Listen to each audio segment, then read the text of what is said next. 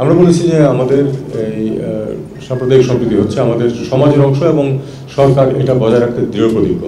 কোনো মানুষ তার ধর্মীয় বা সাম্প্রদায়িক পরিচয়ের কারণে নিগৃহীত হবে না, এটা আমরা অবশ্যই নিশ্চিত করব। এবং আমরা এটাও বলেছি যে যে সরকার আছে তারা এক্ষেত্রে উল্লেখযোগ্য সাফল্য দেখিয়েছে গত প্রায় 4 মাস সময় যেটা পার হয়ে গেছে এর মধ্যে।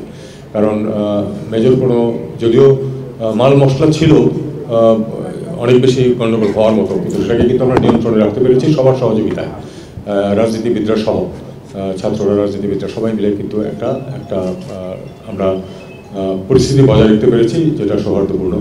বিশেষ করে একটা এত বড় তারপরই এত বড় একটা অনুষ্ঠান ছিল দুর্গাপূজা, সেটা পার হয়েছে অত্যন্ত শান্তিপূর্ণভাবে এবং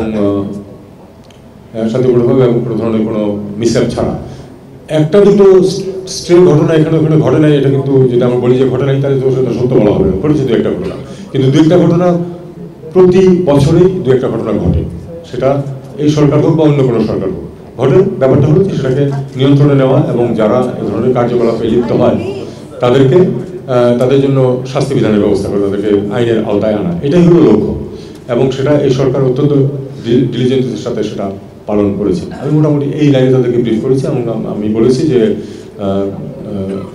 মানে এটাকে ফ্লেয়ার আপ করে দেওয়ার এবং একটা বাংলাদেশ খুব একটা সাম্প্রদায়িক খারাপ অবস্থার ভিতর দিয়ে যাচ্ছে এরকম একটা পরিস্থিতি সৃষ্টির অভ্যন্তরীণ এবং দেশের বাইরে প্রচেষ্টা আছে। আমরা সেই প্রচেষ্টাটা যাতে সফল না হয় সেই চেষ্টা করছি।